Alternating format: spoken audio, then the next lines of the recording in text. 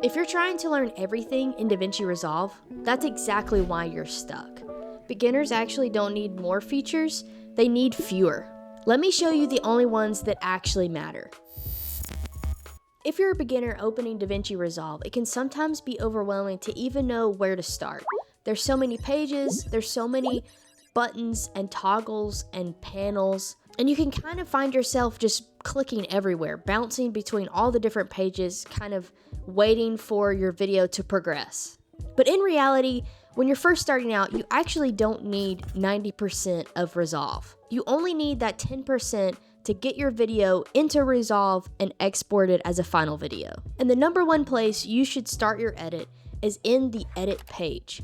This is the simplest page to understand, and it's the page that can do everything you need to create your final video, to then click the deliver page and get it exported. Yes, you heard me right. You can do everything you need to do in DaVinci Resolve in the edit page to get a video edited and finalized. You can think of the edit page like a home base. This is where you decide what's the video gonna be, what's it going to feel like, what stays in the video, what gets removed from the video. This is where you actually decide what the video is, not necessarily how fancy or full of effects it is. If you're able to drag clips down onto your timeline in the edit page, trim them, and move them around confidently, then you're ready to make real videos. So when you're coming into the edit page, you need to put on your editing mindset. This is where we're analyzing our clips and we're deciding what this video is going to be, literally. What clips are we leaving in? Does this clip add clarity to the video, or is it just something that isn't necessarily need to be in there? It's a fluff piece. Can we remove this and there still be clarity in the story? What story are we telling? What kind of emotion do we want to convey? What do we want people to feel when they watch this video? Does any section of the video feel too slow? Does it need to be faster paced? How does the overall pacing of the video feel? These are all questions that you need to be asking yourself when you're crafting that initial part of your video in the edit page. You're basically designing the video step by step by layering things together in order to create an overall story and how you want the viewer to feel by the end of watching the video. And you might be thinking, okay, well, mine's just a simple talking head video. People aren't gonna really feel anything from it. There's still steps here where you need to be thinking about the story that you're crafting, the order of what you said. Should we reorder it? Does it make sense in the order that I said it? Did I repeat myself too much? Do I need to take out some of those sections? Did I have a lot of silences and pauses? Do I need to remove those to tighten up the pacing of the video? Good editing is all about momentum. Does the video carry itself forward? Every few seconds, does it feel like you're going somewhere? As a beginner editor, it's way more important to cut out more than you need than to not cut out enough. And what I mean by this is it's better to cut out some of what you said if you were repeating yourself, if it didn't add value to the video, if you went off on a rabbit trail. When you're first learning to edit, it's better to cut out as much as possible.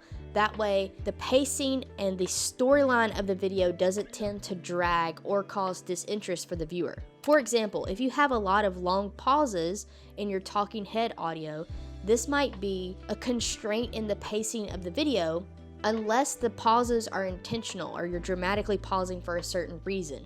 You can tighten up these spaces to keep the pacing of the video moving forward at a faster pace and keep the viewer engaged. And you can easily identify these visual segments of silence or places that need to be removed by simply looking at your timeline and the waveform of your audio to show you those sections where you can tighten up that pacing. And speaking of checking your audio waveform, audio is half of the viewing experience. Now, your audio doesn't need to be perfect, it needs to be understandable. No one's going to watch your video if your audio sounded horrible and they can't understand what you're saying or doesn't clearly communicate the message that you're trying to convey. Is the audio consistent throughout the entire video? Do you need to make sure that the levels are adjusted for something that was filmed at a different time in a different place that maybe was too loud or too soft? How does it feel when you're watching your video in entirety? Is there sections where you need to adjust to keep it consistent? You can even try listening to your video with your eyes closed. How does that audio sound? Is there something that's distracting in the audio? Is it clear? Can you understand it? And is it consistent throughout the entire video? People will not care how good or cinematic your video looks if your audio sounds terrible. So this is an important part. So remember that it doesn't have to be perfect, but you do need to think about some of these basic questions to truly make sure that your video is ready to be exported. And while we're doing this with our audio, we're still on the edit page. You don't have to go to the Fairlight page. Remember, as a beginner, you need to use fewer tools and master those tools before you move on to more technical tools. So you can edit your audio simply in the inspector panel on the edit page. Audio should feel like a support to your story. It shouldn't feel like a technical challenge. And one of the last tests to make sure that your audio is ready to go is to listen to your video with your speakers, with headphones, without headphones, to see how it's really sounding as a whole, because you never know how the user is going to view your video. And hey, if you're finding some value in this video and you're wanting to go a little bit deeper into learning how to edit, my DaVinci Resolve Quick Start course might be the perfect next step for you after watching this video. I go deeper into all of these topics of audio, color grading, and the whole editing workflow, along with keyboard shortcuts, which you can get mine for free, and I show you my export settings. So click that link in the description if you're interested in checking out my DaVinci Resolve Quick Start course. It's only $47. And now let's keep talking about some of these simple features. Once you've done your audio and you've checked it, you've made sure, is it level, does it sound clear, is there anything distracting, we can move on to the color of our video. Now, I would just go ahead and tell you up front, color grading is not a beginner skill.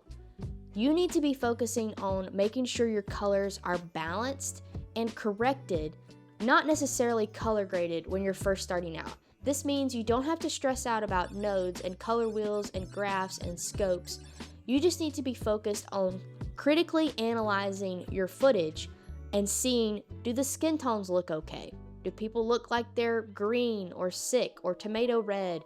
Does it not look natural? What you want to go for when you're first starting out is just a neutral, natural look versus something cinematic. All of that can come later. We just want to make sure, does our footage look really bad, overexposed or underexposed, which just means, is it way too dark or way too bright? Basically, you're just wanting to look at your video and say, does something look obviously wrong with this footage? Does each clip in the video match the other one?